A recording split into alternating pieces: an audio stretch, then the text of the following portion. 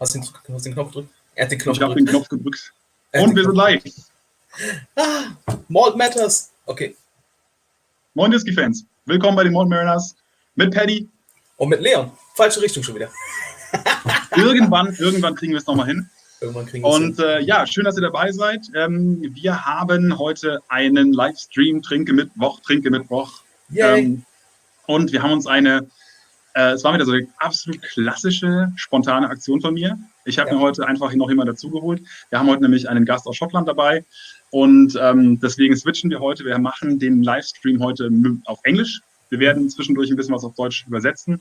Aber der Großteil dieses Streams wird auf Englisch stattfinden. Und wir werden auch jetzt erstmal so ein bisschen warm werden und warten, bis die ersten Zuschauer eintrödeln. Aber ich würde sagen, ich hole jetzt erstmal unseren Gast rein, dann darf der sich kurz vorstellen und darf erstmal erzählen, wer er ist und was er macht. Und ja, dann reden wir ein bisschen über die neuen schottischen Brennereien und tun uns einen rein. Und ihr dürft gerne schon mal so ein bisschen erzählen, was ihr im Glas habt, ob ihr heute auch was trinkt, ob ihr trocken bleibt. Und lasst euch überraschen. Und ich hole mal den Scott rein. Hi, how are you doing? Welcome. From Annandale. How are you doing? You all right? Welcome to Germany. Hi, how are you doing?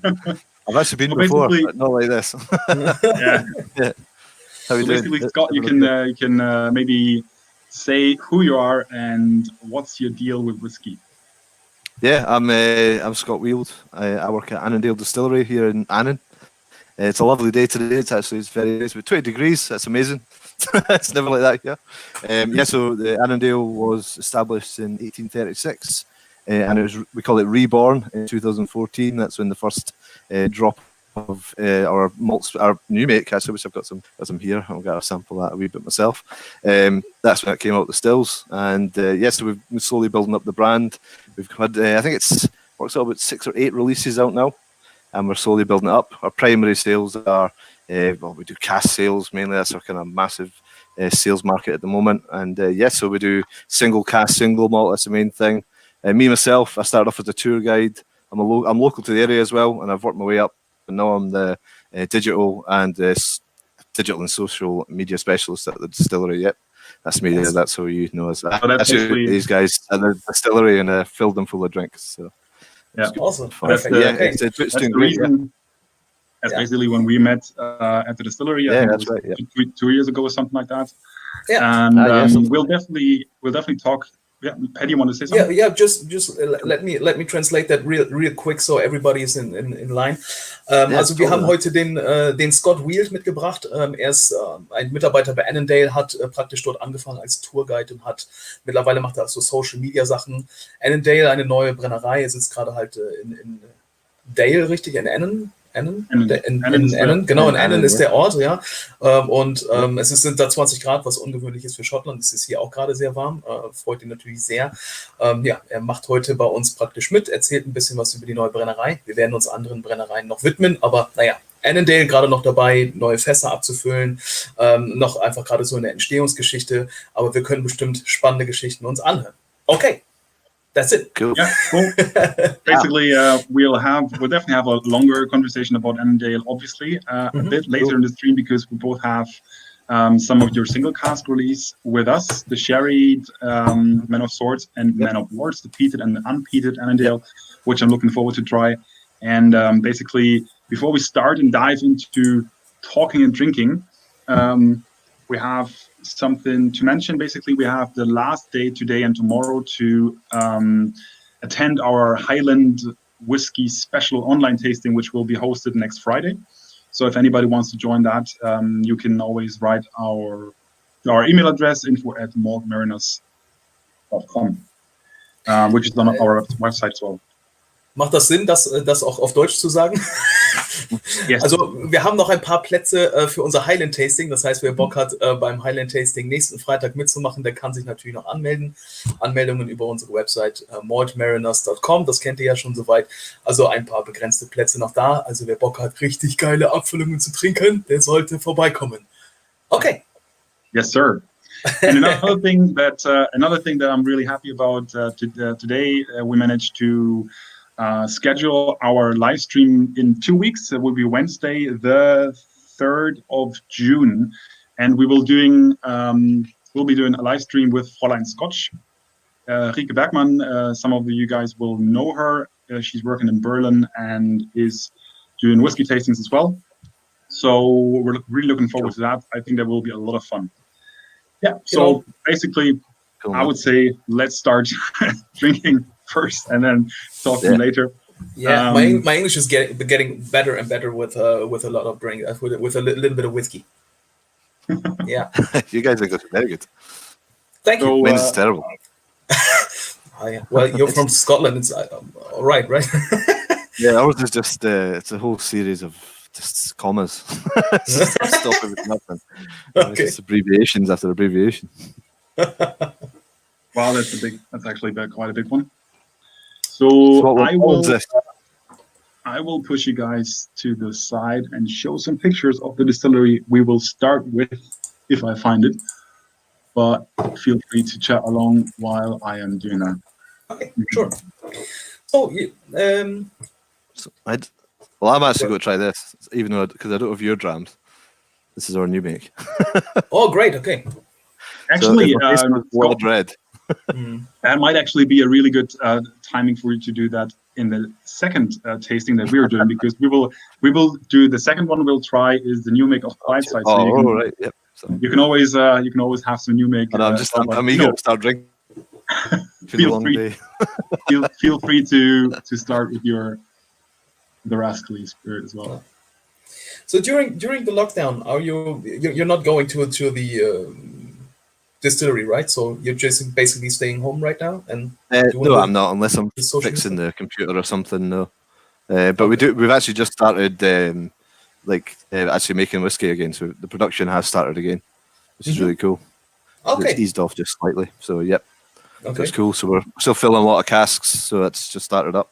A lot of people are buying casks just now, which is really cool. So people are investing their money well. So yeah. So which is actually smart. A lot of online orders is going crazy. No wonder. I mean, everyone's in their house just drinking, which I totally understand. Keep their mind off the TV, you know. But yeah, it's but people are investing their money, and they're being smart about it. You know, it takes time, and that's all people have got at the moment, in my opinion. So. Yeah, great. So. Are you guys on lockdown because of the whole situation? Because you said you started distilling again, where you completed lockdown. It's only this week. It's literally only this week they've actually went in and distilled. We were lucky. We did have a whole bunch of spirit in the safes, and we've been able to fill up the casks we've got and the casks we've had delivered, which are the ones we just had delivered are Madeira casks. We had some Sauterne casks delivered as well. So they're very special.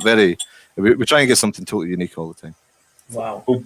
I'm actually I actually bought a share of a cask, not a whole one. That's a bit too deep of a pocket for me, but we bought Tom Skovanek von Anapna Alba.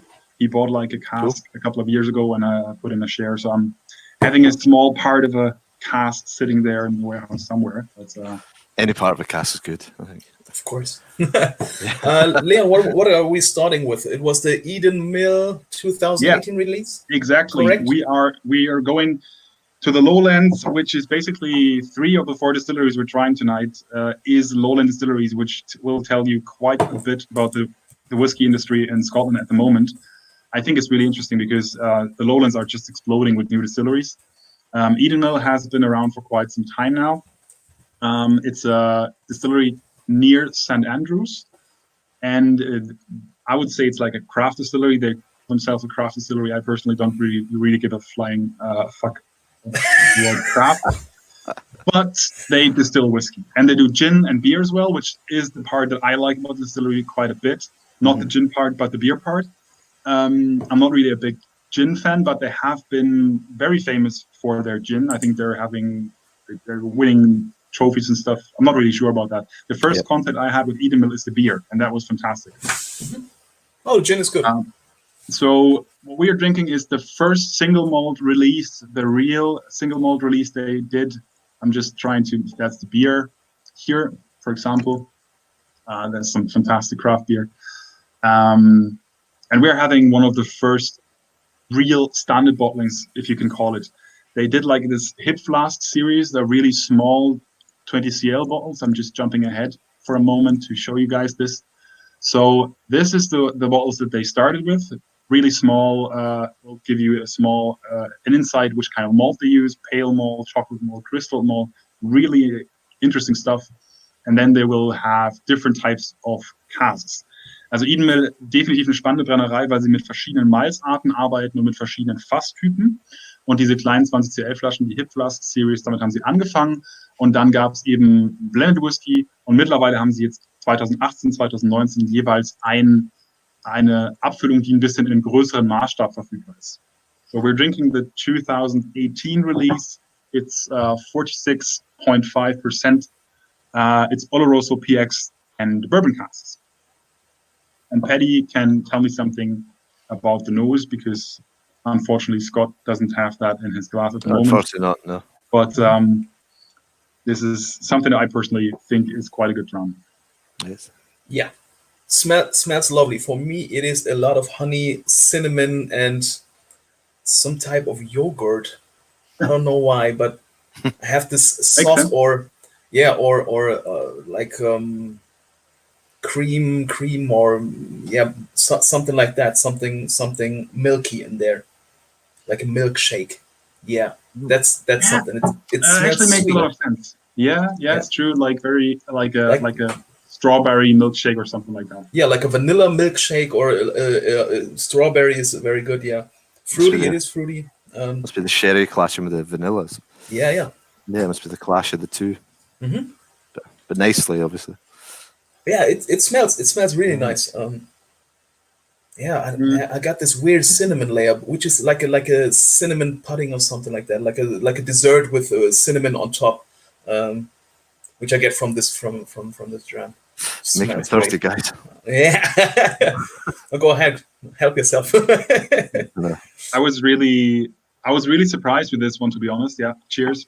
I'm raising a glass as well. Sanja. Cheers, guys. I was really surprised because I'm personally, as you can see on the pictures, they use alembic stills, which is a very small and kind of still. I think it's usually used for cognac and brandy and stuff like that. It's like used by a lot of craft distilleries like Strathern and Downing, for example, in Denmark uses them. Yeah. And I don't like the whiskey that comes from these stills, usually. I have never really tried whiskey from an alembic still that I have been a fan of. This is the first one I like. So for me, this was a pretty big thing to like an alembic still. Have you ever encountered these kind of stills? No, I've never. To be honest, I've never seen one before, except for in a picture. So not in real life at all. That's really interesting. It's got a strange boil ball as well. It's a very interesting top. Bit. Me either. I'm not a distiller. Oh Jesus, that's quite. How much can that hold? Do you know? I'm not 100% sure. I think 3,000 to 5,000 liters max. Really? No, it's... I'm not actually. That's way too much. Wait, 500 to 1,000. 500. Yeah. It looks smaller. I can look that up, but I think it's not that much. It's up to 1,000, I think, max. Smells lovely, but it is a bit sharp. 500 to up to 1,000. Really? I would say it's sharper than it used to be. I tried this whiskey before, Paddy, and I think it breathed a bit in the bottle. I'm not a big fan of these bottles on the long run. And the bottles look cool. I think they look really smart. They remind me of a Mortlach bottle. Yeah. Like the old Mortlach bottles. Yeah, the big solid looking. Flat. Yeah. I mean the bottles. Yeah. The whiskey that we're drinking right now, it is like matured whiskey. I think it's 3 or 4 years old. It's not really obviously it's very young, but the bottles they use for this is the same kind of bottles they use for their blended whiskey, which is I will show you that in a minute here. So this is the design they use for their single malt as well. Looks like cologne bottles, you know. Yeah. I'm not a big fan, to be honest. To me, this is a bit too much fancy pants, but you know, it's. I like it. Looks old school. I like that. But yeah, full disclosure, my company imports that or is the importer for Eden, so. But I really like that. I like the design. I love the Hip Flask series. Lovely small bottles, you know. Yeah. You can have it on a nice evening out or something like that. when you forget your own flask or something like that. It was nice. But this one it's a little bit sharp. You can taste that it's a little bit young, and I get an ethanol note at the end on the palate, but it is pleasant, nice for I don't know, 3.5 years or something like that. I have to say that I enjoyed it much more when I drank it last Christmas. I had that with my parents, and we all loved it. It was absolutely fantastic. They do use a lot of small casks, but right now I'm not really convinced, to be honest. So maybe it's a bit worse. Yeah, I drank worse. So, in comparison, for example, the milk and honey distillery stuff that we had, that was for me a little bit sharper and not so pleasant with all the flavors. And this is a little bit more, the flavors are coming out a little bit more. I have a little bit wood impact. I taste a little bit of tannins there. So it is nice, but it is young. You can taste that it's young, and it needs a little bit more time, bigger casks. I don't know.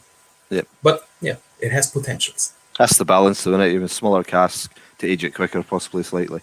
That's maybe where you're getting that from, you know.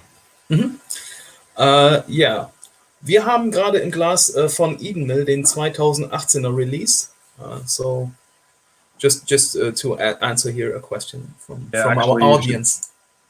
I actually should put that in the comment section, because usually we do that. So write it down. I'm on it. So that's 218. That's 46.5%. Blah blah blah. And that's PX. Not too bad for the first dram today. Yeah, definitely. So maybe for people who just jumped in, we can say again why we are 3 people today. Paddy, if you like. Yeah, sure. And in English or in German? I don't know. I don't mind. What you think? Okay, first of all, let me explain that in German. Wir kümmern uns ja heute um neue schottische Brennereien oder generell neue Brennereien. Das wird am Ende vielleicht nochmal eine kleine Überraschung geben.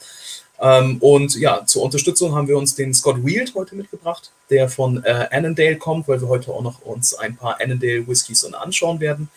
Und genau, deswegen ist der Stream heute auch auf Englisch und beziehungsweise auf Schottisch.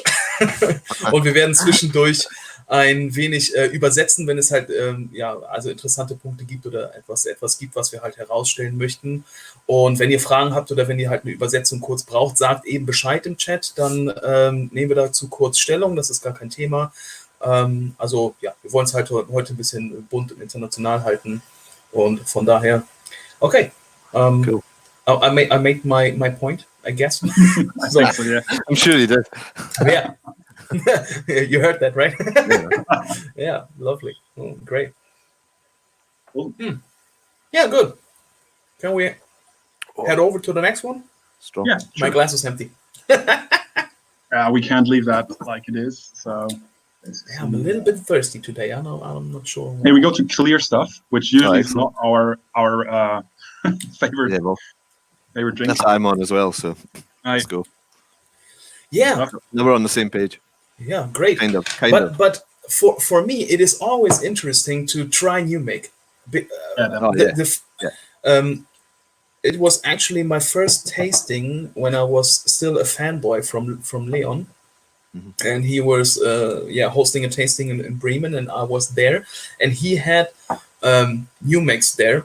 And it was the first time that I smelled a new make out of a pot still, and I was like, this is 100% grain malted barley? I don't get it. It's so fruity. How can that be? That's it was hard for me to process that. Incredible. So it's always super interesting to smell a new make. It's got to be the key. You know, I think if you get this right first, you get the new make right, then you can basically put it in any cask you want, in my opinion. But you have to get this right first, bottom line. You can't make it if you make bad new make. It doesn't matter how expensive or how fancy or how many times the casks had sherry or wine. It doesn't matter. This has to be good first, bottom line. Yeah. So maybe you can answer that if you like. Our answer will come later because we will try the peated and the unpeated sherry cask from you guys. Mm-hmm. Expedition Whiskey asks, would you prefer your peated or your unpeated version of Annandale? Mine personally, I prefer the peated. I've actually got 3 examples of it with me. So 100% I prefer the peated, but the unpeated is very, very nice. It's just slightly too sweet for me personally, but very much the peated is very good. We get it, and it's I believe it's 40 parts per million when we get it, and by the time it's matured in the cask, it comes out about 15 parts per million, and it's just pretty much bang on. So this the actual new make, that'll be 44 or 40 parts. It comes out straight as it is, and it's still very nice. But the minute you add water to it, I don't know if you'll be able to see in the camera. I've got a wee thing. Yeah, so you get I don't know if you can see that properly. But the minute I add even a wee touch of water, hope I don't get my laptop too wet. You see how cloudy that goes? Yeah. It's mega cloudy. I mean, the amount of phenols you get in that, it's just insane. And that gets soaked up in the cask so quickly as well. It was Jim Swan that came up with the balance that we've got. Like Jim Swan helped develop our entire still house. Exactly what you're drinking yourself as well. So that's how we've got such a just a flavoursome peated spirit. But the unpeated, it's not like it's totally different. It's just as complex. I just like peat. I've just got a little peat. So if the peated's 10 out of 10, the unpeated is 9 out of 10 in my opinion. Okay, great.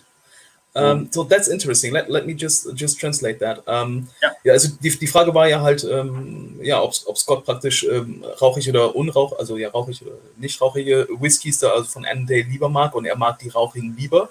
Und das Spannende dabei ist halt die bekommen das Getreide mit 40 ppm oder beziehungsweise auch das Destillat hat 40 ppm teilweise noch. Nee, andersrum. Also das Getreide hat 40 ppm. Und danach ist es halt irgendwie trotzdem noch, dass da 15 ppm nach der Destillation überbleiben und dann halt rein ins Fass gehen. Und ihr habt ja gerade gesehen, wenn er einen Schluck Wasser reinmacht, dass es halt sehr, sehr milchig das Ganze wird. Liegt daran, weil halt viele Phenole noch drin schwimmen, viele Fette, praktisch viele Öle, was das Ganze halt sehr schwer und sehr komplex macht. Und Jim Swan hat geholfen, die ganzen Pots, also die Stills sozusagen mit einzustellen, um diesen schweren, rauchigen, öligen Brand halt mit zu kreieren. Er sagt aber auch, dass der ungetorfte, also der nicht rauchige, genauso geil ist, also im Prinzip 10 von 10 oder 9 von 10 Punkten für ihn, aber er ist halt einfach ein Peathead, also mag er halt die Rauchigen lieber. Okay. Nochmal als kurze Ergänzung für diejenigen, die Jim Swan nicht kennen. Jim Swan ist eine absolute Koryphäe im Scotch-Whisky-Bereich, generell Whisky international. Der hat bei ganz vielen Brennereien geholfen, die groß zu machen. Insbesondere Coverlan und Kilhoman sind 2, die mir immer ganz bewusst im Gedächtnis sind. Cotswolds, glaube ich, auch.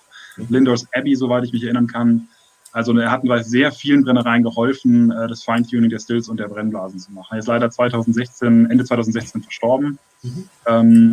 Anfang 2017, ich bin mir nicht ganz 100% sicher, aber es ist ein großer Verlust für die Whisky-Szene. I'm just telling everybody a wee bit about Jim Swan and what he was doing. I think it's a big loss for the industry, so I think we should raise a glass with the stuff that he actually had a great influence in. So, Slanjoa. So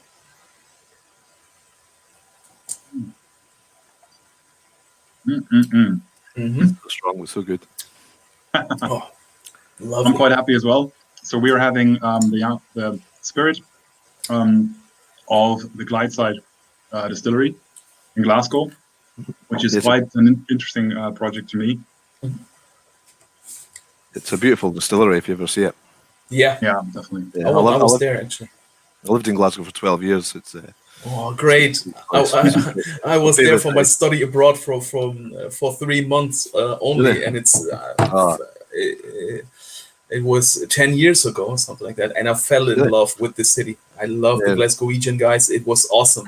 It was just awesome. I had such a good time there. Must have been there at the same time, man. Must have been there at the same time.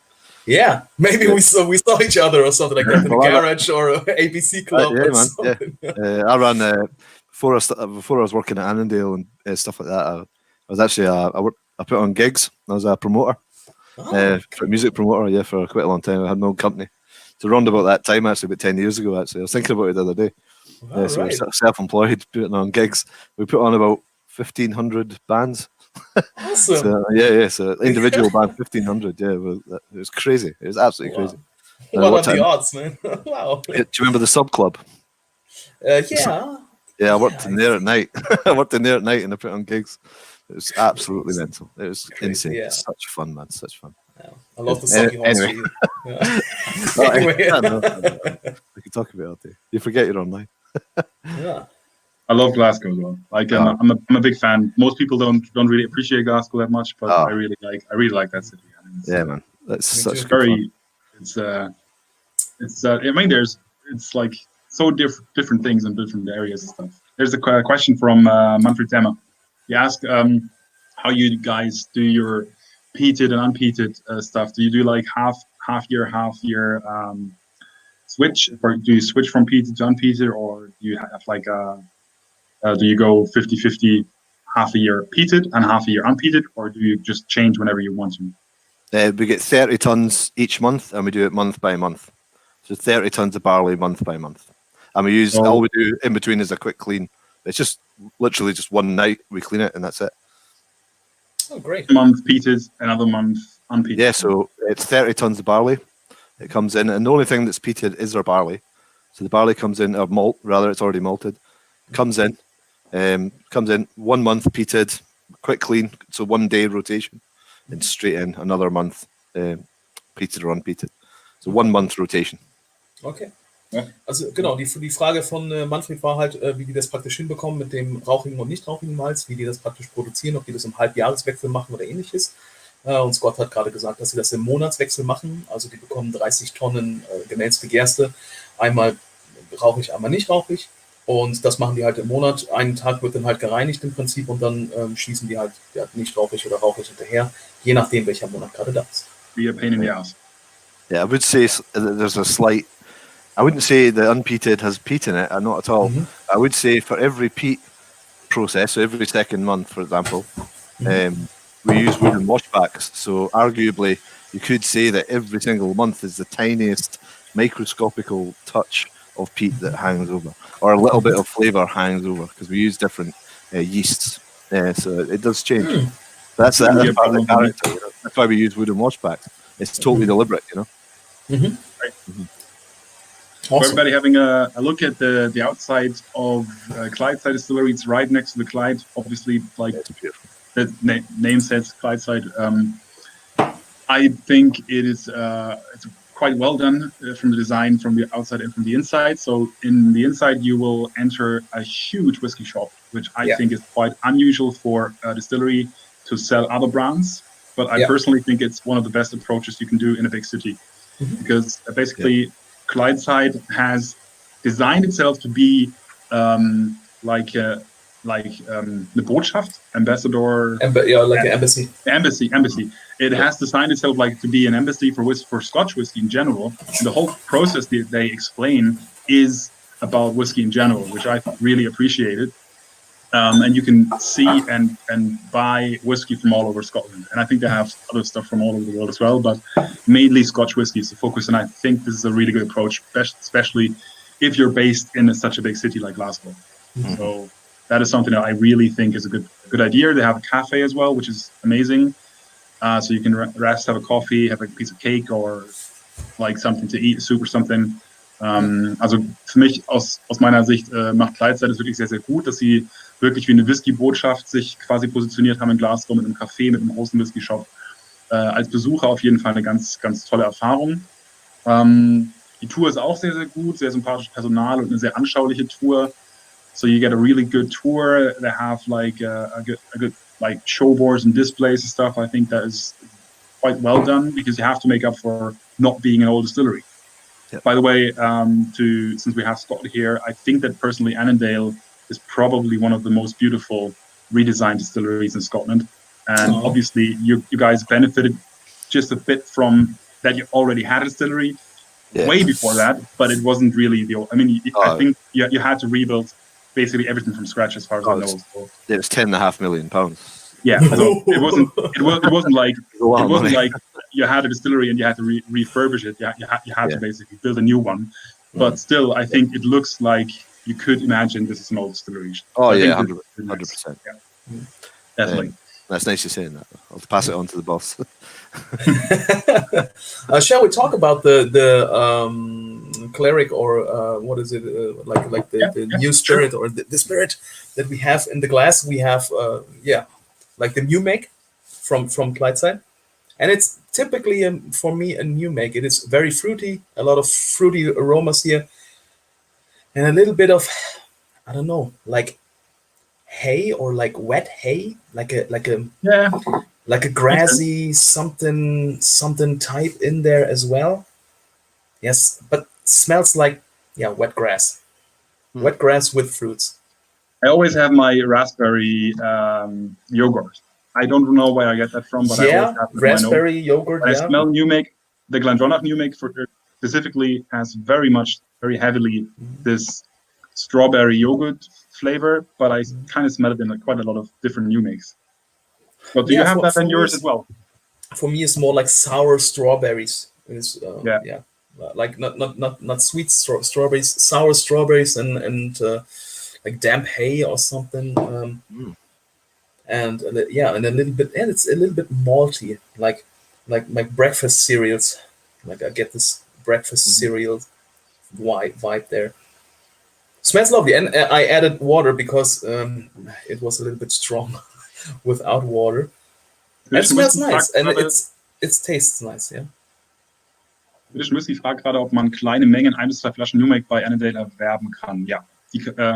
So Scott, you can show your rascally spirit. Maybe that's Expedition Whiskey asked if you can buy the New Make. So yes, you can do that. Yeah. It's actually on offer at the moment as well, 20% off. This is actually to be honest, I would recommend this size, even though it's slightly cheaper. But this is the full strength. So this is 63.5%. So this is exactly the strength that goes into the barrel, into the cask, into all our casks. Wow. This one here with the purple is actually our peated one, and we have one that's got a orange tint, and that's actually our unpeated one. So we do both. And you can buy it at 46% as well, which is the strength that we sell it to pubs.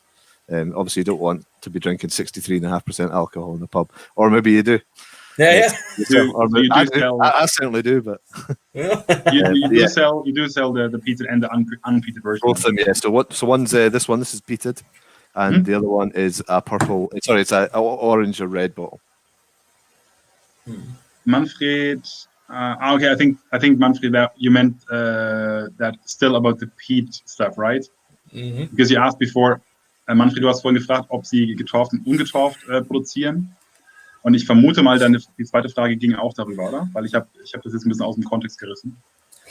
Aber nein, sie haben keine zwei Brennereien. Sie haben eine Brennerei und sie produzieren in einer Brennerei peated and unpeated. So Annandale produces unpeated and peated in one distillery. Yep. Great. So this is the mash tun of Clydeside. Pretty, but it's new, so what can you do? Stainless steel wash bags. And I think the highlight is stills, because the stills are basically looking on the Clyde. I think that's pretty. So you can't really go wrong with that. Yeah. There's a nice museum just around the corner. When I was there, it was raining, and we just had we just went inside, looked at the shop. I was really it was unusual, and I really liked that. And I saw the bistro coffee place that they had there. So we had a soup, and then I had a sandwich or something like that. We just ate there, and then because it was still raining, because it is Scotland. It's always raining. Yeah. So we went over just to this museum, and it was free of charge because it was Glasgow, and most. We're cool like that. Yeah. It is. I think almost every museum is with no entry fee. They just say if you want to tip or something like that, or just buy something nice in the shop area. We're cool with that. And it was a museum about the transportation, and they had it was awesome for free. I was just walking around like, oh my god, we don't have this cool stuff around here in a small town called Bremen. That's the new one. I think that's the new one further along the Clyde. Yeah. That's amazing. Beautiful there. That whole area is amazing. There's the big tall ship as well down the Furthers on the water, big boat. Yeah. That's really cool. Yeah. I used to work at the SCCC as well, the conference centre. Yeah. I worked there for about 7 years. That was a cool place to work, man. Yeah. To meet all the big bands like Metallica and stuff like that. That was cool. Great. Yeah, it's a funny place to work, man. I was just pouring tea and coffee, and you just get to meet all these people. So as a student, it's funny, man. Wow. Great place to live, man. Wow, man. It's just cold Awesome. all the time. Yeah. That's the only problem. Yeah, that's the only problem. Yeah. But I think if you I don't know if your travels will you bring sometimes close to this city of Bremen where we at. I think you will find a lot of similarities with Glasgow and so on. This is why I like both of the cities. They have different areas, and I was like, am I still at home? Man, it looks so familiar here. Yeah, I believe it. Great. Yeah. Okay. Paddy, I would say we pour the third one. Yes. What is it? This is the warehouse release of Ardnamurchan Distillery in the Western Highlands. Ardnamurchan. A 2-year-old young malt, so it's not whiskey yet. So basically, we're talking about young distilleries today. So Edenmal has released their first whiskey. Clydeside will not release their first whiskey until a couple of years because they only start in 2017 or 18, I think. Ardnamurchan is still waiting for theirs to come. They started in 2014 or 2013, I think. They wrote down for a 13 on the distillery, but as far as I know, they didn't start distilling until July or June. It's that one, right? I cannot read your handwriting, man. Yes. So we're looking at 53.3% ABV.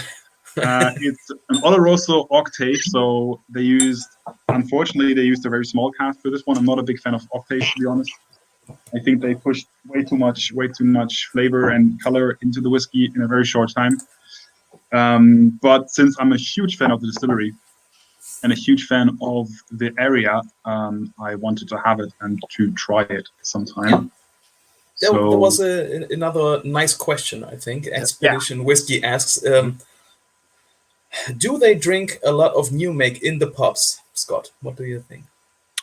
Well, not so much, but especially it was actually pretty much the first thing we managed to get into pubs. Certainly from the distillery, because it's actually made from the distillery, if you know what I mean.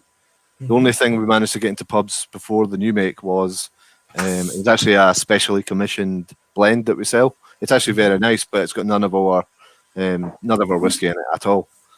So we got the new make. But what we do with the new make, and we still do it at the moment, is actually we pitch it for cocktails. It's actually a very, very good cocktail mix, cocktail base, sorry. So it's awesome. We've actually started using it as, like, we use the full strength stuff that I've got.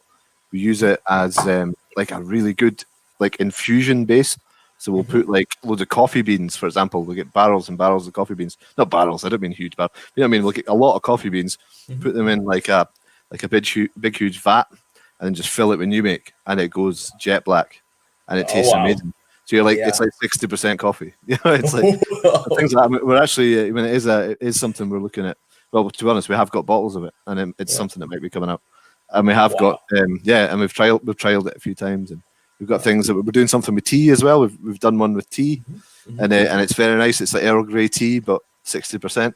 And we've done one with citrus fruits, and we've tried a few other ones. We've got one that's just fruits of the forest, for example, and it's fresh fruit. It's just infused. It's all sitting there, and it's just soaking. So when you're getting all the natural colors and natural flavors out the fruit. So it's as natural as you could possibly get. You know, it's really cool. But the only thing we're putting in it is this and something fresh. So coffee and whiskey. You know what I mean? So it is really cool. And the new make's so strong that it's extracting all those flavors out.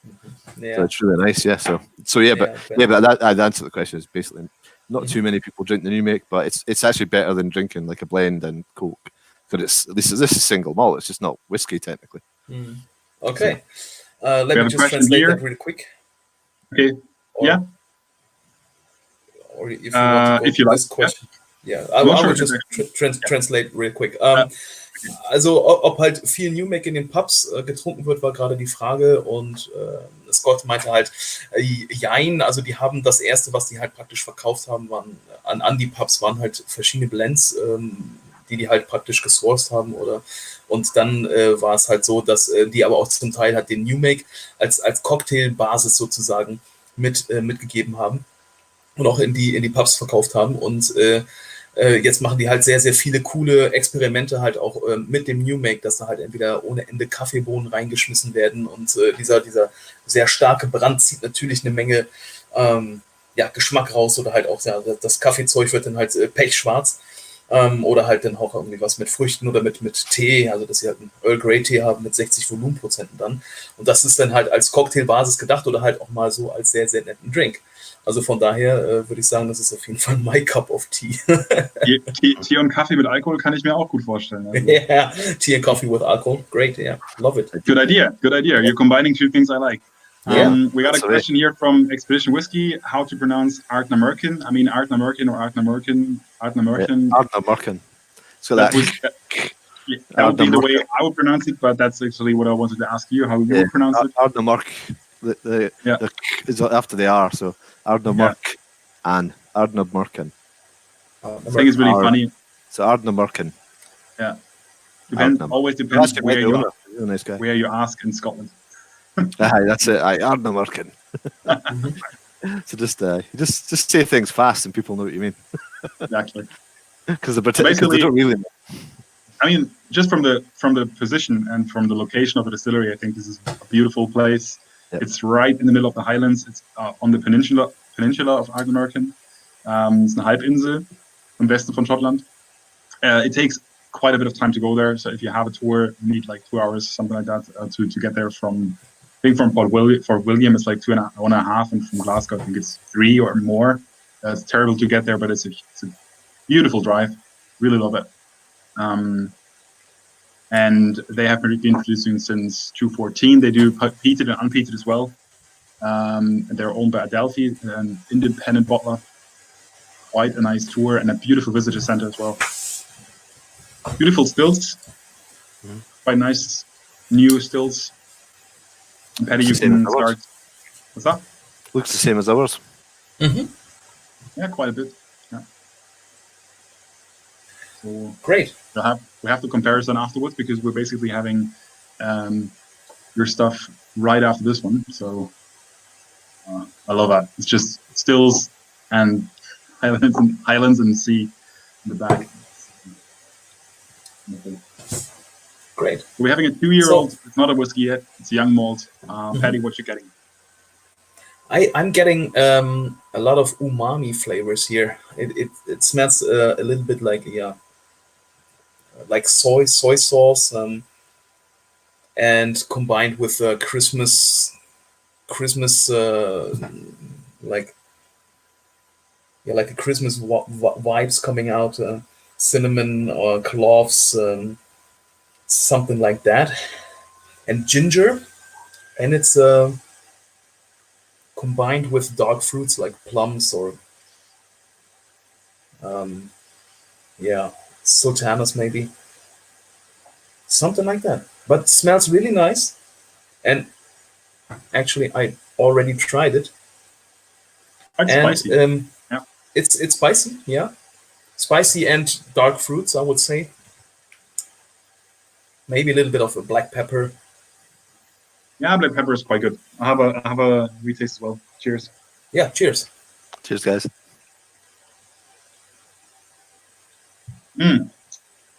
Oh, baby. Mm-hmm. Bitch. I still like it. Mm-hmm. I don't like the kind of cask. I don't like the strong Octave stuff. But I'm just a sucker for the style of this distillery. Mm-hmm. I like their slight peat level. They don't go over the top. The peat, even I think they don't actually tell you if this is a peated or unpeated. Yeah, but it has this slightly hint of peat, so it creates a layer of complexity into this dram. Almost like what's tannin in English? Like pine, Pines, like pine needles, pine cones or something. Yeah, pine needles. But in a good way, like hearts.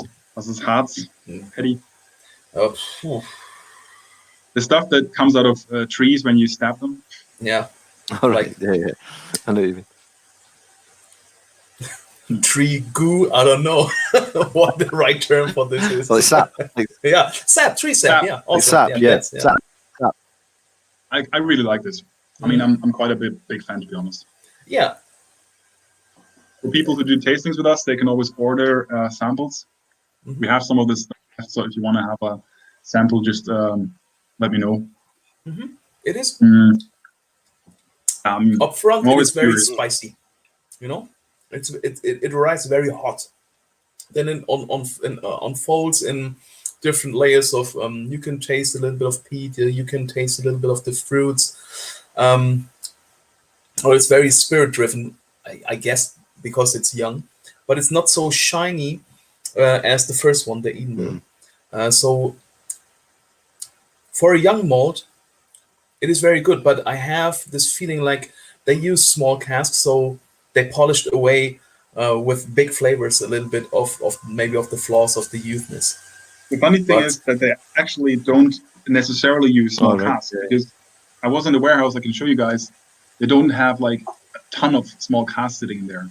I think they mainly use a bourbon cask, but as you can see here, there's some small ones on top, but most of them are big ones, standard bottles, standard casks, some sherry, PX and stuff.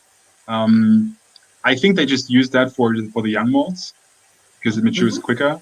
But I personally would like to have like a bourbon young malt because I like bourbon casks much more, and you can get the spirit and the distillery character much better, but you can't blame them for using octaves.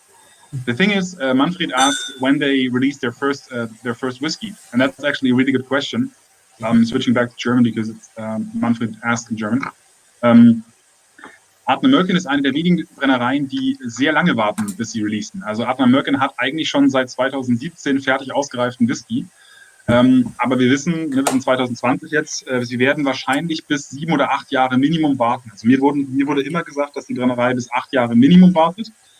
Das heißt, wir würden 2021, 2022 ungefähr das erste Release bekommen. Wenn es ein Single Malt gibt, werde ich der Erste sein, der einen kauft. Wahrscheinlich egal wie teuer, weil ich echt sehr gespannt drauf bin auf den Whisky. So I just said that Ardnamurchan is basically quite open about that. They always tell people when they ask them every year I'm there. I think I visited them 3 years. The last couple of 5 years, I visited 3 times. And every time I ask them, and they'll always say when it's ready. But mainly they say basically about 8 years. So they're aiming at 8 years. They will probably release their first single malt after 8 or 9 years. So maybe 21. I think it's actually a pretty good approach. I personally feel that 8 years is a really good age for a first single malt that is actually matured. But obviously, I understand why a lot of distilleries release after 3 years, because you have a single malt, you have a whiskey, you have something to show, you have something to taste, and it's always good and interesting to try. So, and you need to make some money and need some cash flows, because if you have to wait like 3 years after you put something in the cask, like, okay, see in 3 years, maybe we make money, maybe we don't. I don't know. I think that's the truth, though. It's whatever it tastes like when it comes out the barrel, though. That's the truth, though. If it's ready, if you taste something and it's ready, you don't want to leave it in for too long, and it's just got to taste like wood. You know what I mean? It's different woods age at different times. It could be a 200-liter barrel. It could be a really small barrel.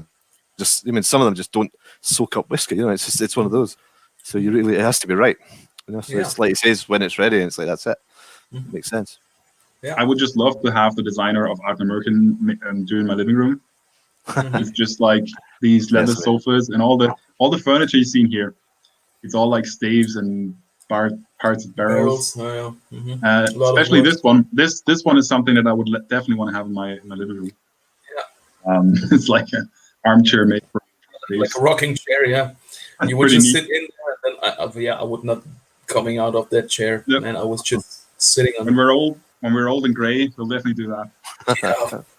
That's cool. Hopefully, being not rich, but at least wealthy enough to buy some wood whiskey. Yeah.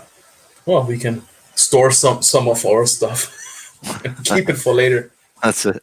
Smells great, tastes great. I'm looking forward for the single malts. I think that has had a lot of potentials. It reminds me a little bit of Adredauer, a little bit, you know, really? Because of Adredauer, because it's sherry driven, and it's hefty, you know, not like a wee lad. For me, it's a bit It more has- herbal, like herbs, Mhm. but in a good way, because usually I don't like whiskey that, you know, a lot of whiskey that is herbal tastes like gin, which I don't like. Mhm. But I But think that's this is not the quite case. spicy and herbal in a good way. Mhm. So I'm really looking forward to this one. Still, like I'm a big sucker for this distillery anyway. So yeah, we'll see. I mean, Nijmegen, which is right around the corner in the Morven Peninsula, is really, really nice as well. But we'll talk about that one another time. Lovely. So basically, we'll give Scott the full stage now, because we're actually switching to Annandale Distillery. Let's go over to Annandale, which is basically your place to be, and you can, I would say, like, maybe tell us something about the distillery, how it came to life. You mentioned in the beginning. I mean, you said something in the beginning, but I think there will be some people coming in and out as well. Yeah.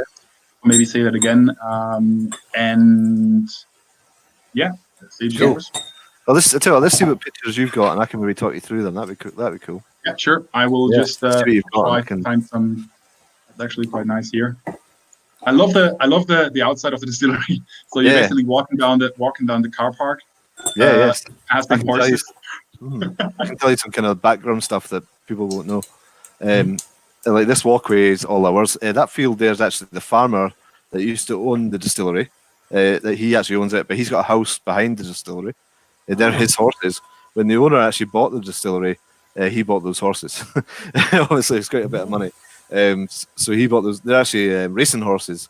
A few of them are actually been in the, you know, like the Grand National and things like that. Yeah, So they're legit, real racing horses. Wow, awesome. Yeah. And he owns. He actually built some cottages behind the distillery, so he calls them distillery cottages. So obviously, it's quite a good thing. So if you're staying, they're nothing to do with us, but a lot of people associate it with us. So it's quite clever that he's done that. Yeah. Yes, it's cool. They're really nice as well. Nice.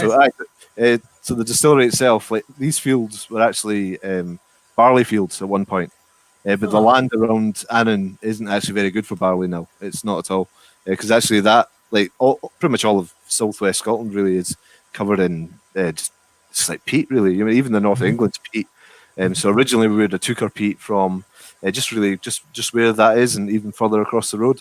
That just a huge peat moss. We'd have took it from there, so a big peat bog, and that's in Creek. It's actually still a working peat bog now. But what we do is we just get all our peat from.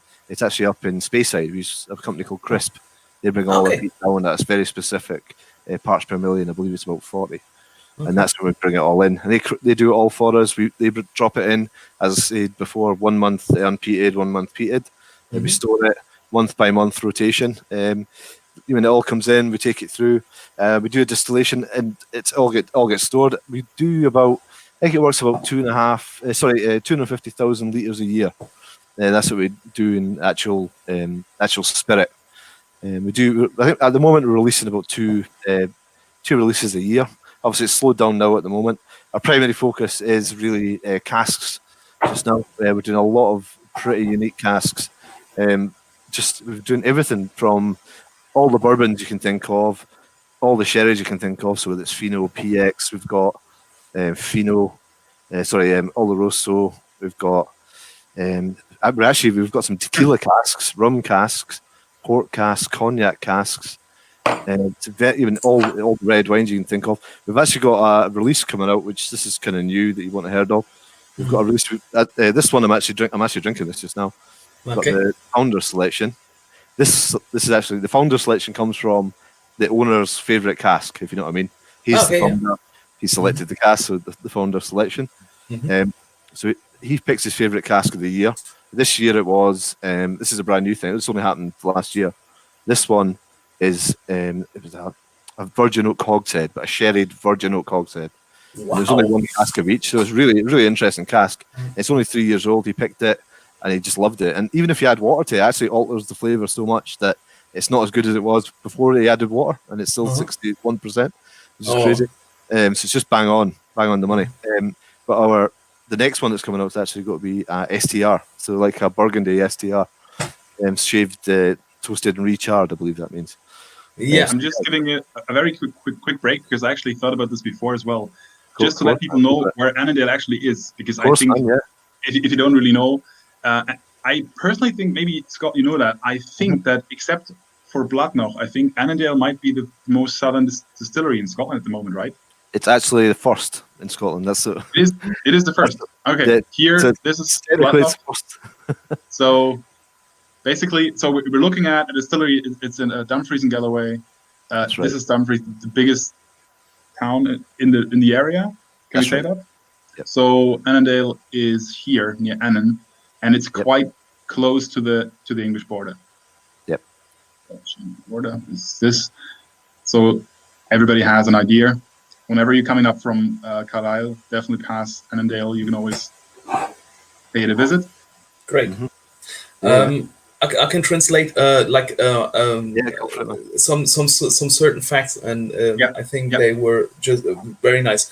Wir haben ja am Anfang, habt ihr so ein paar Felder gesehen, die gehörten einem Bauern, die wurden sozusagen mitgekauft, da sind Pferde da drauf, das sind Rennpferde, die ihr da gesehen habt, sehr cool.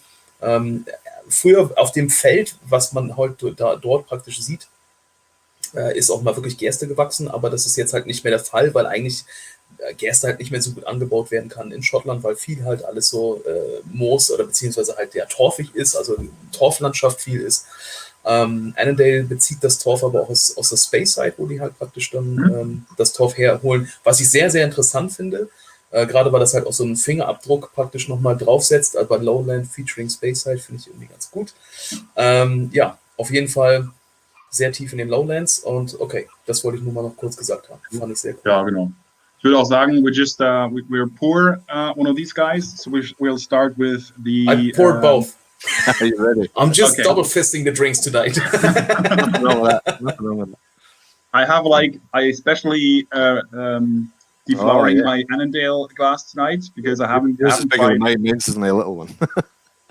Nice. So basically, I'm trying this one.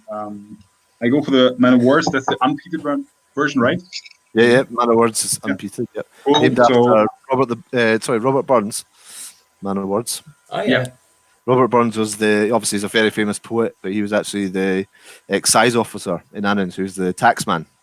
Oh, okay. So it's not just a cool name or anything like that. It's actually historically linked to the distillery. So there is the owner. It's not just the owner, but it could possibly have been that Annandale was a illegal distillery, like most were. And it is actually down from the road. You can't see it from the road, things like that. And also, even with Robert Burns being a taxman at the time, and he only died kind of circa 1800. Annandale was established 1836. There's a good chance that he possibly took some money from someone who was making whiskey, possibly in that area. You know, we don't know 100%, but there's a good chance. Ja. Also Robert Burns war damals tatsächlich da in der Nähe der Steuereintreiber.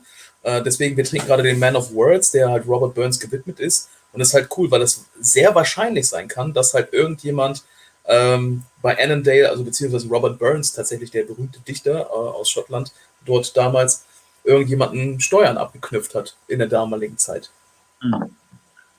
So, the Man of Words, it smells very nice. It doesn't remind me of, like, you know, we have the stereotypes of lowland whiskies, like they're very soft and but it doesn't smell very soft. I think this is a solid nose. For me, very creamy, really, really creamy, heavy cream. It's apricot. I always get apricot with it. Very much. Yeah, apricot. Perfect. Yeah. It's like tropical fruits and apricot that always sticks with me every time I taste it. Pineapple maybe, but a really ripe pineapple, you know, like. Yep. That's really, really, really nice smelling nose. And I always, I don't know why, but today or the last time I always have a lot of cinnamon in all my whiskeys, which I love. I love cinnamon. And I have this as well. So if you picture this like you have a really nice cream or yogurt with tropical fruits in there and just cinnamon on top again, and you burn down a little bit of caramel, you know, like burn down sugar, like a creme brulee or something like that. Had this type of vibe there. Very baking spices as well. Baking spices, which makes sense because sugar. you guys have like a really nice cafe. So I really like that. If I mean that's cafe. quite old pictures though, but I think it's still there. Oh, yummy. Yeah. It's the reason the whiskey's so flavoursome at that age is because we used a barrel that was is Miguel Martin, a guy in Spain. Jim Swan sourced those casks as well, personally. And those casks, they were just literally filled straight away. When we got them, they're in the first fill sherry cask straight in with the malt spirit. But also, those casks were actually handmade for us. So some of the staves are potentially up to 100 years old. Wow. So literally, they are just pieced together from very, very old sherry casks. They're just okay. So real European oak Solera casks. Not like Solera, they are 100% Oloroso, but they're pieced together and made for us. Oh, that's just those two barrels. A really good burger, by the way. Just saying. Well, in the cafe, and those woods are those tables are custom made for us. Everything was bespoke made. That's actually the old malting. So with that gentleman sitting there, that's the old malting floor where we used to malt the barley. We would do it obviously by hand. So. Oh, great! Well, certainly a gentleman, but not a gentleman. Yeah, that was Mike. He was actually with me the day we met. So just to give you guys a wee insight in the shop. Really, it's a really nice small shop as well. Sehr, sehr schönes Visitor Center mit Café und einem sehr, sehr kleinen, knuffigen Laden auf jeden Fall auch. Hier sieht man mal die Flaschen im Hintergrund. So we'll give you an insight in the distillery now. I'll jump ahead and you can comment something about. Yeah, man, cool. I love the tour. I mean, it's a really good tour. Whenever you guys are around Annandale, definitely do a tour. And one point. Expedition Whisky, ja, ich weiß. Fetter Kern hat viel Zimt. Ich habe hier noch so einen unabhängig abgefüllten von Nabalba oder wie die heißen, der ohne Ende Zimt hat. Deswegen das auf jeden Fall auch. Und jetzt noch so ein paar kleine Sachen, die gerade Scott noch erzählt hat, die ich gerne übersetzen würde. Ja. Es wurden für Annandale wurden halt Fässer extra gebaut. Also die haben halt Sherryfässer genommen, haben die extra zusammengestellt. Das hat damals Jim Swan sogar noch initiiert. Also die sind halt wirklich dann da noch gemacht worden, als Jim Swan dann noch die Hand drauf hatte praktisch. Und das sind halt uralte Fässer teilweise gewesen, die jetzt auch mit in diesen Man of Words halt mit rein gelaufen sind. Das fand ich halt sehr, sehr spannend. Also, dass wir hier jetzt im Glas sogar noch ein Stück Geschichte haben von jemandem, der nicht mehr da ist. Also sehr alte Fässer. Oloroso, sehr cool. Okay, back to you. But actually there's a question. Yeah. Where can you buy this stuff in Germany? That is actually a very good question. Yeah, it's a very good question. I believe we do some stuff with Alba Imports, is it? Alba Imports? Yeah, we do some stuff with Alba, so you can get through them. Or you can go straight to our website. Yeah, no problem. We do have a discount on at the moment. I know it doesn't sound like a lot, but it's £5 off postage to the EU. And I tell you what, if you're listening right now, just right now, I'll do it for a limited time. I can give you 15% off any bottles, but you've got to contact Leon and Paddy. You've got to contact you guys. But it's only off our vintage range. Wow, thank you. Yeah, but you've got to do it through you guys, okay? Okay. It's only off our vintage range, right? And it's only for today till Friday night. Okay, perfect. Okay, also let me translate that. 15, remember, 15. 15, yeah, 15, yeah. Just in case. Genau. Wenn ihr das jetzt... Just £5 off each 50? Yeah. Okay, also falls ihr das jetzt nicht mitbekommen habt, wir haben gerade noch einen sehr großzügigen Rabatt eingeräumt bekommen von Scott. Also meldet euch bei uns. Wir haben jetzt die Chance bis Freitag einschließlich 15% Rabatt zu bekommen. Also wenn ihr direkt auf die Website geht, könnt ihr das bestellen und könnt halt dort Annandale Abfüllungen bestellen. Und wenn ihr das über uns macht, dann gibt es 15% Rabatt. Wie das genau funktionieren wird, das kriegen wir auf jeden Fall raus. Aber hat er mal so einen rausgehauen. So thank you very much for that. Really appreciate that. Yeah, cool, that's the first time that we had such a great offer. Man, thank you. Cool, man. No problem. Yeah. Yeah. Andrea Scharf, and she said she loves the Outlaw King blend. Oh yeah, I'm drinking it right now. Yeah, yeah, I'm drinking it now. Great. It's it's lovely. It's actually got 25% of the Manor Sword single cask single malt, and it's the Manor Sword bourbon cask. That's the one that actually it won Jim Swan's. Sorry, not Jim Swan. Jim Murray's the best single cask single malt of 2020. That's under 10 years or under. So that's the year.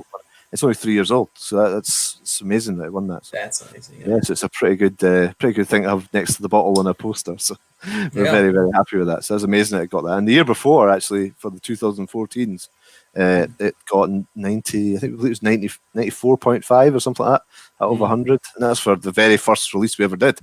So that's really good. And actually, if I talk about the Man of Words of the same year, so the 2015 Man of Words, that got 94.5. So that's for 2015. The year before, it got 89.5. I know it's Jim Murray, so if you take his word for it, but a lot of stuff he does very, very good. It depends, obviously, if you like the reviewer. But I like him, and he likes Glenn Grant. I love Glenn Grant, so it's very good. Yeah, Glenn Grant's amazing. So but he rates that very highly. And but the year before, actually, it was Lafroig 10. I love Lafroig 10. So it's pretty cool to get a Lafroig 10 single cask and ours there at the same time. So it's pretty cool. Yeah, so. Andrea, schön, dass du da bist. Slange. Ich habe jetzt mal, Paddy, I got the Man of Swords now, the peated one, so I'm really curious to try this one. That's actually my favorite. Well, it's my second favorite to this one. So peated version of Annandale, Lowland Distillery, for everybody who's new in the stream right now. My God. Sherry cask peated Lowland. Yeah. Oh my God. It's so rich. It's amazing. Yeah, it is so rich. It is. Oh, that's good. Yeah. Oh, that's good. I drank this. I smelled this, and the taste and the smell. In the zone. Wait. Yeah. Just zone away. That's no problem. That's what it is. Yeah, first of all, just let me quick answer that one. Expedition Whisky. Ja, schreib uns eine E-Mail, info@malt-mariners.com. Wir kriegen das hin dann mit der Bestellung.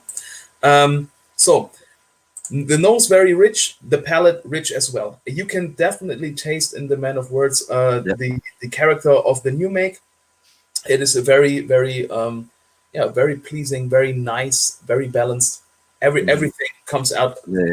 And this one is different because I love peated whiskeys. My first whiskeys were I was just like the Isla Peat head, and I needed everything heavily peated. So this is my home territory, and I just love that because the peat, and it is definitely there. So you can definitely smell it and taste it right away, 100%. But it brings this extra layer of complexity into the dram. And this is awesome. It is really, really awesome. It works really well with the sherry cask as well. Yeah. On the nose, you have like a really good balance of the sherry and the peat. It's not like one is punching the other or something. So I really like that as well. One of the really, really nerdy things, I was like nerding all over the place when I saw this, is that you guys have the oldest stills, right? Yeah. Basically, you have like Ausgrabung, eine archäologische Ausgrabung, an archaeology digging up stuff. I don't know how to say that. It was actually this is where the old stills were of the old distillery from the 1900s, right? Yep, that's right. Yep, it was actually found completely by accident. It was just actually when the owners came to view the distillery, all you could see was the tower, which you can see like that chimney, which we actually we don't use it every day, but we can still use it if we have to. We use it as like an offshoot if we got too much steam in the boiler. But those the actual. See if you put the photo back up. I will show people. Just skip to the chimney. Oh yeah, that's it. Yeah, cool. Yeah. So we got the chimney there. And below it, if you see it, it's on the left. Yeah, I just switched back to the. Yeah, so picture. Once you're there, that's cool. I'm just running through all the pictures from the distillery, so I'm just jumping back and forth. So. Yeah, that's cool. Yeah, so on the left hand side, that was the old wash still. So that would have been literally a big copper wash still. And at the bottom, you can actually see there's actually a small piece of metal. And that's where they would have burned coal. They would have burned a coal fire. Then on the opposite side, on the right-hand side, that was where the actual pot still was, like the spirit still. And then underneath that, there's the same piece of metal. And that's, yet again, there would have been a coal fire. And all water would have actually been fed from above. So it had been a large pipe coming down to it. And that was so all the water was gravity fed. There was no pumps when that was first built, and all the plumbing would have went, all the steam would have went into the chimney just behind it. And that was actually inside a building. So the reason we didn't know it was there was because there was a building above it. Once they took out the copper, the valuable bits of metal, they knocked down the building and just filled it in just to make it safe. And that was it. So yes, it's one of the only examples, if not the only example, of like kind of 19th century whiskey archaeology. It's really cool. I think it's really cool. It's awesome. That was a real treat to see that. Yeah, super nerdy. I love that. Yeah, I love it. Yeah, I think it's awesome. So, but we're coming back to the today whiskey production, which is actually for the stuff we want to drink. It's quite important. So beautiful. I love it. Stills and washbacks in one place. I mean, I have no idea if that's production-wise a good idea, because I don't know that much about it. But with the heat and everything and yeast and stuff. But you have like big windows. In the summer, it's awful, but yeah, it's good. It's just old school. It's pretty much where they were originally, actually. It reminded me a bit like of a church. You go inside and you have a huge building with the stills in the back, and you're like, oh, amen. Yeah, malt. It is. It's really nice. And that's our wash still. It's 12,000 litres. That's what that holds. Yeah, absolutely beautiful. Yeah, especially then, it's brand new. Then it's basically no far off. Yep. Wow. I took these photos actually. I took this. Did I? I don't know. No, I didn't. You did. So that's it. We've got two of these. We've got twin spirit stills. That's part of the reason our spirits as fresh and clean as it is. So we've got two of those. They hold 4,000 litres each, and we actually distill at the same time. So simultaneously we distill. So it's not a double distillation. We don't put it through one, then the other from after being in a spirit safe. We just put it straight from the actual wash still straight into both the spirit safes. Both the stills at the same time. Yeah. So you have 3 stills, but it's not triple distilled. No. So it goes straight from the washback. So we get 12,000 litres from the washbacks straight into our spirit still, so our wash still, and so we boil it up. It goes through that. That's our wash safe. It comes down. It comes out, and then we end up with about 8,000 litres. It goes straight. 4,000 litres. 4,000 litres comes out. The 8,000 litres is actually what's left behind, and we actually use that. We can use it as a fuel slightly to heat up various liquids that come back and forth. But once we're done with that, we send it out to a farmer and he uses it as in his fields. It comes out. Then we end up with 4,000 litres every day. But what happens is we've actually got 4,000 litres left back from the day before. We mix them together. We end up with 8,000 litres. Then we split 4 and 4 into each of those stills, and we distill it at exactly the same time. So then it goes into our actual safe. What's there? That's our full-on spirit safe there. Oh, great! I mean, this stuff is lovely. I have to say. The Man of Swords, man, it's awesome. Yeah, it's really good. I know. Really like that. Really nice. Yeah, it is really exceptional. Really love that. So 3 stills. Now I see it here. So 2 blue ones, 2 spirit stills, 1 wash still, but not triple distilled. No.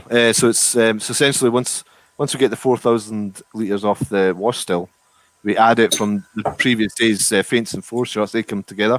We end up with 8,000 litres. Split that at the same time. So we got 4 and 4 into those stills. Distill it at the same time through, and then we end up with roughly about 12. I believe it's 1,200 litres we get every day of fresh new make, and that doesn't matter if it's peated or unpeated. It's roughly the same every day that comes through, and that's what we get every day.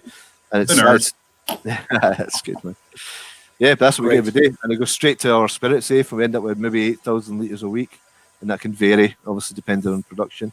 And we fill it straight into casks, but it's as fresh as it is. It's the only thing we vary out the 2 productions really is our yeast. We use Fermentis and we use Maori. That's the two we use. Yeah, I believe so we use two different yeasts. One's a soft yeast and one's a powdered yeast, I believe. I like a wet yeast. One's a wet yeast. But it actually comes out with lumps. It's quite a lumpy, like a chewing gum or something.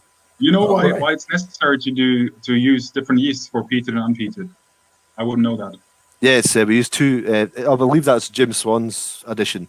Oh, okay. He told us to do that. Yeah, so obviously he knows everything. Better do it then. But I believe it's the Man of Sword that we used both in, and we used both whiskies in the Man of Sword. Both their yeast, sorry, in the Man of Sword. Yeah, and just one in the other, and but one is the Man of Sword is so very, very active. Like if we hold the washbacks hold 12,000 liters, and it physically shakes. Like these things are so heavy, 12,000 liters of liquid, and they shake, and they're made of Oregon pine. It's very hard to do. So, wow. Yeah. Okay, beautiful. Let me try to give like a rough rundown. Just a quick translation. It is, I would just give it a try. Yeah, sure. Die Destillieren da Whisky? Okay, that's it. No, just kidding. Also auf jeden Fall ist es so, dass die halt, ich meine, Whisky destillieren, die haben im Prinzip eine Wash Still, wo halt praktisch das Bier erstmal losdestilliert wird und dann haben die 2 Spirit Stills, machen aber keine dreifache Destillation, sondern halt machen eine normale zweifache Destillation und nehmen halt vom Vorlauf und vom Nachlauf immer wieder was weg, um diese Destillation halt weiter fortzuführen. Das, was man nicht gebrauchen kann, geht dann halt an den Bauern. Aber im Prinzip versuchen die halt so viel wie möglich praktisch zu nutzen und machen so ungefähr 4.000 Liter in die Woche, die dann direkt in die Fässer füllen und benutzen, das finde ich sehr, sehr spannend, 2 verschiedene Hefesorten für einmal für die nicht torfige Variante und für die torfige Variante, um halt wahrscheinlich die besten Geschmäcker oder ähnliches rauszubekommen, halt da das richtig einzustellen, ist halt etwas, was Jim Swan reingebracht hat und da halten die auf jeden Fall auch dran fest. Und in dem Man of Swords, also das, was wir gerade praktisch trinken, sind beide Hefensorten verwendet worden auf diesen rauchigen Malz. Also das ist eine super spannende Brennerei. Ich glaube, mega nerdy definitiv mit den alten Stills, die in Ausgrabungsstätten dort gefunden worden sind. Wahrscheinlich die älteste oder bekannte, die da irgendwann mal standen mit diesem alten Schornstein. Sehr nerdig für alle Leute, die da richtig, richtig Bock zu haben. Und ich kann euch sagen, das Zeug schmeckt mega geil. Und hier sei es nochmal kurz gesagt, bis Freitag schickt uns eine E-Mail, 15% Rabatt bekommen wir gerade, hat uns Scott mal eben so rausgekommen. Okay. Nicht abgesprochen. Ja, genau. Yeah, it was spontaneous with your discount that you said like, just 15% off. Yeah, it was not, Yeah, well, yeah, it's fine. Yeah, workout. I do the promos. Okay. No, I'm just joking. Great. No, it's perfect. We're actually doing something tomorrow. It's my time to plug something now. I'll send you a little poster. We're doing something tomorrow. So if any groups or anything like that want to have a meeting with James. James is our cask and whiskey specialist. We're doing like a little Zoom group chat kind of thing. Our cask and whiskey specialist will run you through. You could buy a whiskey pack. We're doing like little tasting packs and things like that. So the offer is kind of tied in with that as well. So we can definitely send me that, and I'll push it through our website and our Facebook account tomorrow. So that's good. Yeah, that's cool. So I'll send you that. Yeah, no problem. Ja. Nochmal eine kleine Information auf das, nochmal eben, damit ihr das mitbekommen habt. Also es gibt nochmal ein Special Event, was die gerade da planen, aber auch da halten wir euch auf dem Laufenden, schicken euch das mal durch Facebook und so weiter durch, was da geplant ist und auch da kriegen wir bestimmt was hin. Yeah, I just went back to the Man of Swords after the Man of Swords, and it's still awesome. It holds up, after normally if you have a PT dram, then a non-PT will lose a little bit, but not this one. I got mixed up. I'm not sure which one is the Ardnamurchan and which one is the. Okay, well, but yeah, it has something that is something distinct. Oh, actually, I know because it is iodine. It is iodine that is smelled in there. Like a red thread in the Man of Swords and in the Man of Words. Yeah. Which is unusual, but I have this, Yeah. A lot of even the owner points out in a lot of our stuff that there's that hint of tropical fruit that goes through all of it. Yeah, and how he actually came to the spirits is that he actually owns one of the world's biggest sensory science companies. So they do sensory profiles on loads of various things, But when it came to the whiskey, the whiskey's his passion. He's from Dumfries, but when it came to the whiskey, he actually got all of his favourite whiskies, lined them up, and passed them to his teams. And he's got some of the people that are got the best noses and even taste buds and things like that in the world, like quite literally in the world. I could name companies that he works for, but I'm not going to do that. I better not. But no, he works for. They work. They give him products to test. But when he passed all his favourite whiskies to some of his, we're talking pretty much every whiskey in the world. He passed on some of these to his company and his people. They checked out, and he actually was able to find gaps. Not so much gaps in the market or anything like that. Nothing like that. Because the fact is, the market's swamped. That's the truth. But he was able to find like flavour gaps or sensory gaps in the market. So what he's been able to do is put Annandale right in those gaps. So there is actually a gap when it comes to flavour. So if you were to line up all the different flavours of whiskey in the world, Annandale actually found that gap rather than finding a gap in the market. There's no point bringing out a whiskey and charging £40 or €50, whatever, for a bottle of whiskey, because it's just got to get drummed out. You just bring out a whiskey that tastes amazing. That's the idea. That's what he's done. He's just bring it, tastes amazing, looks amazing, makes you proud to have it. The whole idea is that, make it luxury, make it look good, make it taste, and make sure it tastes amazing. There's no point charging loads of money and having a nice bottle unless you pull the cork out and it tastes amazing. That's the idea. Yeah. And that's it. And whether you guys have enjoyed it, so that's the point. And I get that. It is on the border. It is it has sweeter elements like a Speyside whiskey, but it's hefty as in Highland. But it comes from the lowland, so it has its own spot. Yeah, definitely. Yeah, I get that. That's he's got scientific proof to back it up that there's actually this. So the first thing, he says it a lot of the times when he's speaking to people. He says that first thing he asked himself and the people that started with him, his wife and so on, is there a need for more whiskey on the market? And the first thing he says is no. Yeah. No. There's not. Is there? No. He went no. He went nah. There's no reason. He wanted to do it. He really wanted to do it. And so obviously he had to justify the reason for it. So and that's how he did it. Is he got all the whiskies, lined them up, and got actual scientific people to figure out the flavors and figure out what was needed. We haven't talked about it's unfortunately it's a bit of a pain in the ass issue, but since Uwe just said he'll order some, he trusts us, and I just wrote him back. Just check the website and check the prices. Obviously, he will do that and see what he thinks. I think price is an issue as well. I mean, that's something that we talked about when I was in the shop as well. I think that the single cask bottlings has quite a big price tag, but obviously it's a new distillery, and I think that is something it might be worth talking about because some people, I know a lot of nerds, and some people think it's a bit offensive. But Paddy and me talk about this issue quite a bit, and I would like to have your opinion on this because obviously it's hard for people to argue to say like, look, we have a 12-year-old single malt here from another distillery. They've been working for decades, so they have their stuff out, so they can sell their 12-year-old for $30, and you're looking at a 3 or 4-year-old whiskey that is priced double or 3 or 4 times the price. But yeah, I mean, I would say I'd like to hear Scott's opinion first, Paddy, and then you and me are allowed to say something because I think I mean, Paddy, if you think that, because I would like to hear his opinion.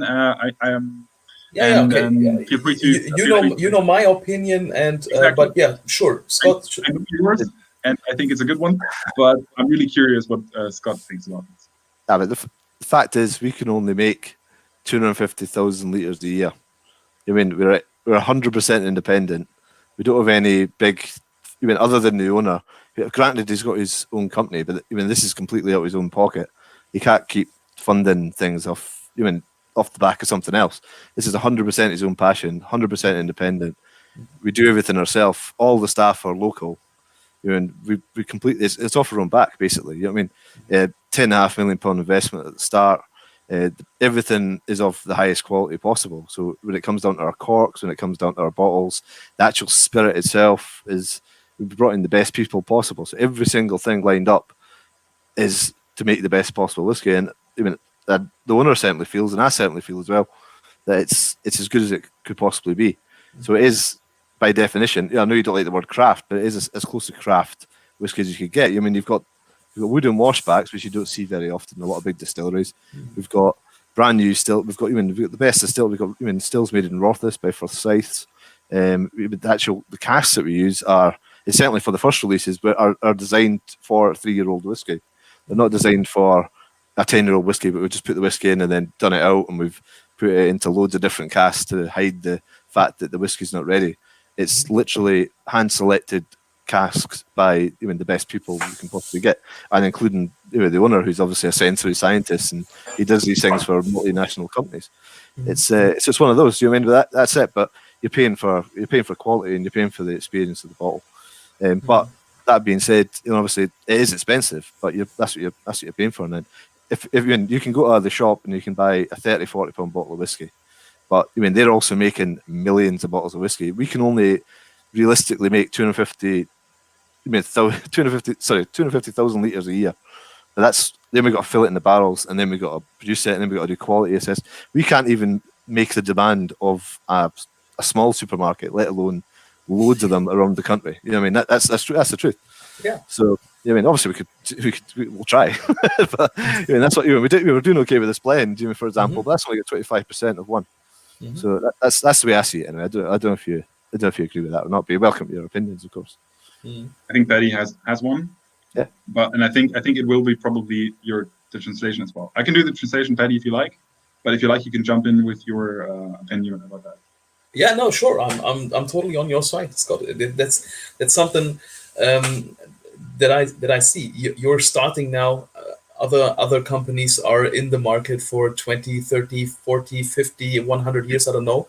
And they have like, I don't know, 1 million casks or something like that in their warehouses, and you don't have that. And you're starting from ground nothing. up, and we are from nothing. And with that is something that you have to keep in mind. But I know if someone doesn't get that, it's like, I can buy like a Glenfiddich 12 years old for $30 or something like that. Yeah, I get that, but it doesn't taste the same. There's a quality gap, and actually, if you're familiar with this things, you can taste that quality difference when you drink, in comparison, such a young malt, and you have this big range of flavors where you have the best of both worlds. You have a really good spirit and great casks. You get an awesome product, and that's and as you said, like everybody's local. You have a lot of people working there. You have a shop there, and you have 10.5 million pounds or something like that on your back, and so on and so forth. It is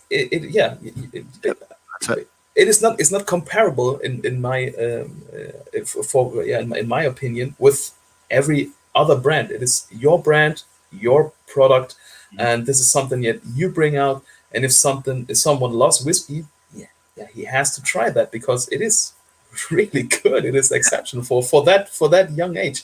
It's So we could actually think about something like putting one of these guys in our range for samples as well, because we do, like, people that do tastings with us, they can buy small sample bottles, and that might be actually worth something to do that, so people can try that as well. Yeah. And I tell you, I would agree. I mean, the thing is, Scott, I will just say it in German, but it's basically said what you said, Scott.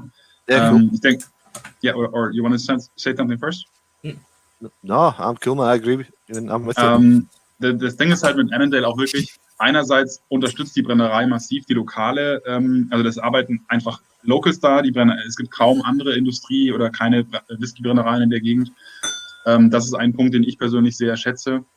Und die Brennerei ist eben unabhängig, das finde ich auch sehr, sehr wichtig. Und sie haben wirklich viel außergewöhnliche Sachen auch vor Ort.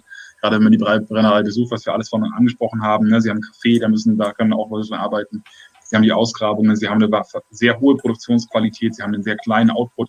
Das sind alles Faktoren, die natürlich einerseits den Preis in die Höhe treiben, genauso wie eine neue Brennerei zu sein, die eben keine 10 Jahre auf kein Fastlager von 50 Jahren zurückgreifen kann. Und auf der anderen Seite ist es eben auch ein frühes Release. Und ich glaube, das sind alles Faktoren, die einerseits den Preis in die Höhe treiben, die aber andererseits auch natürlich die Sache entsprechend unterstützenswert machen. Ich persönlich bin ein großer Fan der Brennerei und ich hoffe sehr, dass sie sehr erfolgreich sind, lange Zeit, und wir werden auf jeden Fall ein Auge drauf haben. So I just said basically we'll keep an eye on you guys. I'm personally a big fan. I hope we made Paddy one today as well. Yeah, most definitely. So we'll definitely keep an eye on you guys, and we'll definitely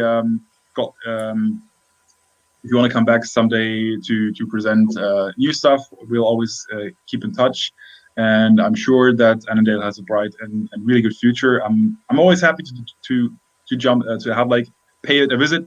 I'm not really around that area, to be honest, that often, but it's always a pleasure to be there. It's a good place to go past, Exactly. Go off in Newcastle instead and just go around that way. Exactly. You get a train from Newcastle right through Annan, Oh, Yeah, see? that's really Yeah.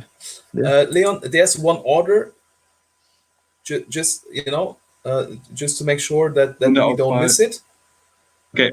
It's always email, please, because it's really hard for me to keep track on that stuff, but I'll just copy and paste that.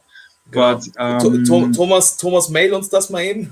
It's really important for me to do that via mail, because it's really hard to keep track of these kind of things. But I think, Thomas, you know our email address, so you know the website, malt-mariners.com, and you will find the email address there. And I think we're friends on Facebook anyway, so you can always write me on Facebook. Facebook is the easiest way to reach me, guys. It's always the easiest way to communicate with us. So that's not a problem. Definitely, I'm pretty sure, Scott, we got some orders tonight. I can tell you tomorrow. Yeah. Cool. Yeah. Cool. And this is really great. Yep. Andrea is sharing a little bit of love. She loves the Rascali bottles, and she loves the unpeated version. It's awesome. It's really cool. Yeah. It's great with ginger ale. It's amazing with ginger ale. Oh, or Iron Brew. Even better, Iron Brew. Oh, yeah, that's perfect. I never mix whiskey with Iron Brew. I need to it's really good with Iron Brew. Jesus Christ. Yeah. It's really good. I mean, basically, we're already over our time, which is not something new for us. I think we managed to do a live stream once that was 1 hour, and ever since we overdid it. We have one more thing that I definitely want to try. Feel free to hang about, but if you want to skip, feel free to leave. So I will right away definitely say a big thank you for Scott. Scott, it was really nice of you. I mean, I basically contacted you like 2.5 hours ago, I think. If you want to hang out. So straight away, man. So it's fine. We will have a wee look at a Cotswolds single cask now. Like I said, obviously you can stay and have a drink with us. Yeah, well, I'm afraid my dad's phoning me, so I'm gonna have to go. Yeah. Okay. Right. Thank you very much. Really appreciate that. Well, take care. Okay. Yeah, you too. Stay safe. Remember that offer. Get in touch with me. Okay. Yeah, we will. We will definitely. We'll actually email you and you can get in touch with me. Okay, perfect. Bye. You too. Take care. Ja. Bye. Good stuff. Großartig. Okay, dann können wir zum Deutschen zurück-switchen. Genau. Ja, Paddy, du hast ja noch was mitgebracht. Aber, ja, genau. Ja. Du kannst die Flasche mal zeigen. Du hast die, glaube ich, bei dir. Also erstmal muss ich bin gerade ganz kurz geflasht. Du hast mich ja auch, ja, auf jeden Fall. Also so kurz vorher gesagt, ja, da kommt vielleicht noch ein Gast rein, mal gucken, was da passiert. Bringst da einfach einen Tourguide von Annandale rein. Mega geil. Mega geile Abfüllung. Ich glaube, dass wir auch ein YouTube-Video darüber gemacht haben. Kann das sein? Richtig, eins unserer allerersten Videos, wo wir noch richtig scheiße waren mit Technik und allem. Das werde ich mir definitiv nochmal reinziehen, weil ich es richtig geil finde. Und jetzt ist halt so, also eigentlich haben wir gesagt, heute schottische neue Brennereien, aber es gibt noch eine englische neue Brennerei. Und auch da sei vorweg gesagt, ihr wisst es ja, ich arbeite für Kirsch und wir haben das zur Verfügung gestellt bekommen von Kirsch, War also sozusagen ein Geschenk an uns. Transparency-Schild hochgehalten, fertig. Genau. Ne? Geil, ich will Whisky trinken. Genau, auf jeden Fall. Cotswolds, Oloroso, Sherry Cask American Oak, irgendwie 61,5 Volumenprozente. Ja, doch. Ist schon ein Whisky, ist ein Special, ist ein Exclusive für Kirsch. Ja, 630 Flaschen oder das ist Flasche 630 wahrscheinlich halt, ne? Natural Color. Genau. Und dann hier, warte mal, Oloroso Sherry Butt American Oak. Das finde ich eine spannende Aussage. Da würde ich mich gerne drüber unterhalten. Ja. Warum findest du das spannend? Weil, also, okay, jetzt ist es auch wieder so ein bisschen nerdy das Ganze, aber normalerweise, also als ob das für uns was Neues wäre. Ja, genau, richtig. Normalerweise, das ist das, was ich meistens lese, ist, wenn amerikanische Eiche verwendet wird, dann meistens in Größen, also Standard Bourbon Barrel, irgendwie 200 Liter oder einen Hogshead, 250 Liter, aber ein Sherry Butt hat 500 Liter, richtig? Ja. Richtig. Also ein Sherry Butt, ja, regulär 500. Genau, das wird, nach meinem Verständnis jedenfalls, dachte ich immer, dass das meistens dann europäische Eiche ist.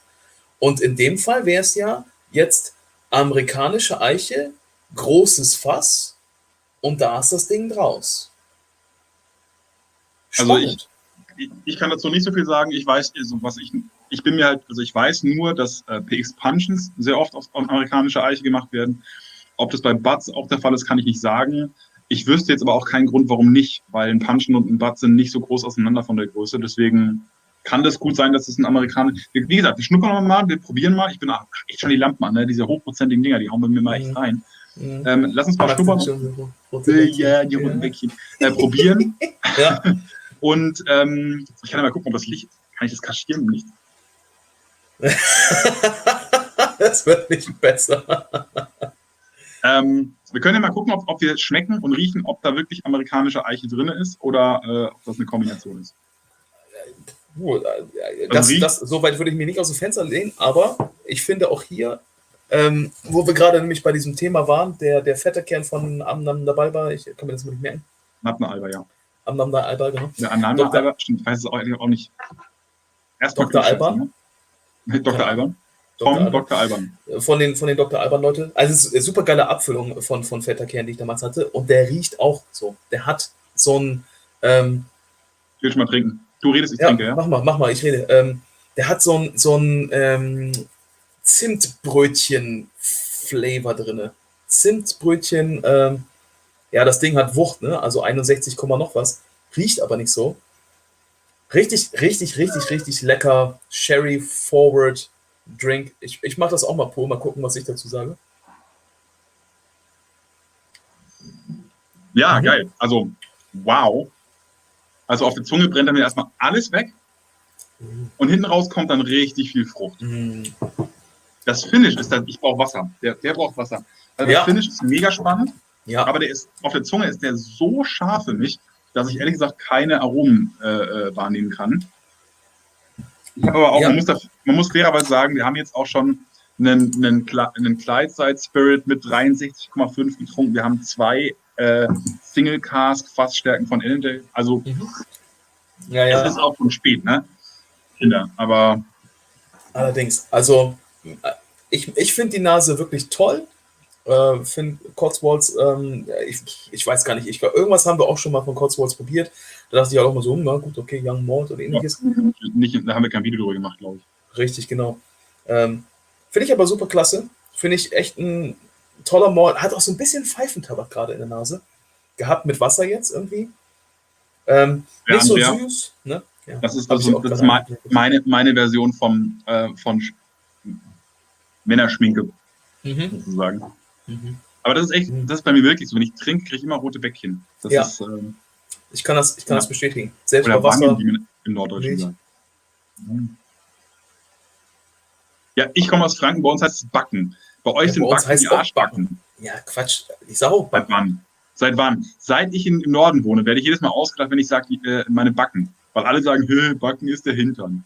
Ja, das sagen die Leute halt auch so, wenn du halt sowas sagst wie, ja, ich komme gleich. Und dann so, ja, erscheinen reicht. Das ist genauso ein dummer Spruch. Aber man kann auch Backen sagen?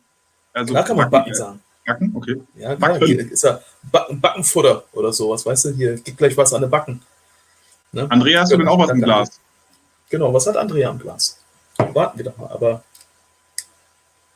mit Wasser ein Ticken geiler. Haben wir da im Alter, wissen wir irgendwas? Wahrscheinlich 3-4 Jahre oder ist das irgendwie... Drauf. Ja, ich glaube knappe 5. April 2015 bis Januar 2020, also 4 Jahre. 4 Jahre, genau, 4 Jahre und ein bisschen. Also fast 5, glaube ich, ne? Ja, 4,5, 4,3. Ja, 4, also, 3, mir ist er zu scharf, ehrlich gesagt. Ich habe jetzt gerade Wasser reingemacht. Ich finde ihn definitiv zu scharf. Also Fassstärke hat Wärme. Ich meine, ich bin da einfach, das ist immer das Gleiche bei mir. Ich mag einfach, also Whiskys über 55 sind bei mir schwierig. Ja, also der klötert schon ordentlich rein, das muss man definitiv sagen. Aber ich finde auch hier, also wir haben schon ein paar jüngere Whiskys halt mal getrunken, hier und da, links und rechts und so weiter und so fort. Von den jungen Whiskys, die wir hatten, finde ich das einer der besseren Vertreter. Also, ne, für 4 Jahre oder sowas, klar spürst du die Jugend, klar ist da noch viel New Make Geschmack so im Background. Und auch da finde ich gerade jetzt ist gar nicht so viel Fasseinfluss, aber insgesamt finde ich den echt lecker. Puderzucker gepaart mit ein bisschen Pflaumen und ja, und noch so ein bisschen New Make Krach drin. Finde ich gut. Finde ich wirklich gut. Ich versuche gerade noch die Daten hier reinzuballern. Ja, wie gesagt, für das, was er ist, ne? Cotswolds, 4,5 Jahre, Oloroso Bud, American Oak und über 60. Unique Selling Point halt, ist halt ein englischer Whisky. Das ist halt auch was, genau. was ich auch halt, muss man auch schon auf jeden Fall erwähnen, weil es gibt halt bisher nur, für mich persönlich gibt es aktuell nur 2 Brennereien in England, die man wirklich ernst nehmen kann, was die Single Malt Produktion angeht. Das eine ist nicht King's Barnes, Quatsch. St. George in Norwich. Die sind sehr geil, die kommen aber leider sehr selten nach Deutschland. Und das andere ist eben Cotswolds und die beiden haben auf jeden Fall sehr, sehr coole Sachen. Und wenn man sich englischen Whisky angucken möchte, dann ist man bei Cotswolds und bei St. George sehr gut aufgehoben. Ja. Auf jeden Fall. Also das sind die 2, die ich empfehlen kann. Und Cotswolds hat halt den Vorteil gegenüber der English Whisky Company, dass die halt nach Deutschland kommen. Und der English Whisky Company kommt halt leider fast nichts nach Deutschland, da kommt nur der Standard drüber. Die haben 2 Standardabfüllungen. Das eigentlich Geile bei denen sind aber die Single Casks, weil die haben richtig geile Single Casks und die gibt es aber bisher nur in England. Behalten die Schweine alles für sich. Ja. Das Ding ist halt, was ist der Cotswold ist von Kirsch, ist ein Single-Ding. Ich weiß nicht, wie gut der halt am Markt verfügbar ist. Kann ich ehrlich gesagt keine Aussage zu treffen, weil ich habe das von unserem Brandmanager bekommen. Übrigens, lieben Gruß an Yannick, ist geil, ne? Wenn du weißt, was ich meine. Der hat mir die Flasche praktisch in die Hand gedrückt und hat gesagt, hier, nimm mal mit. Und ich fand es halt cool, heute bei den neuen Brennereien den halt mal mit reinzunehmen. Lohnt sich den vielleicht nochmal in einem Video auseinanderzunehmen, aber das können wir ja mal gucken, ob wir da Bock zu haben. Ich finde ihn... wieder anfangen, Videos zu drehen überhaupt, würde ich sagen. Ja, auch das, ne? Videos zu drehen. Ich finde ihn geil. So als Abschluss nochmal hinten raus so eine Kirsche. Finde ich gut. Ich finde auch, eben gerade ist mir ein guter Vergleich eingefallen. Du hast so die ersten Sekunden, denkst du hast einen New Make und dann geht der so über in den Single Malt. Finde ich, wenn man den so trinkt. Für mich klassisch Oloroso, Sherryfass, Kirschen, Johannisbeermarmelade, bisschen Schokolade, bisschen Gewürz. Hinten raus merke ich die Eiche tatsächlich schon mit so einer leichten Bitterkeit, also fast schon ein bisschen Mandel. Wie nennt man das? Wie heißt das Alkohol, der Alkohol aus Mandel? Amaretto? Amaretto. Das ist ein bisschen. Also ist lecker. Müsste ich jetzt einen Preis halt kennen, um ein Preis-Leistungs-Verhältnis einzuschätzen, aber als kann ich dir ehrlich gesagt auch nicht sagen. Ist ja auch nicht wichtig. Also darum geht es ja gar nicht.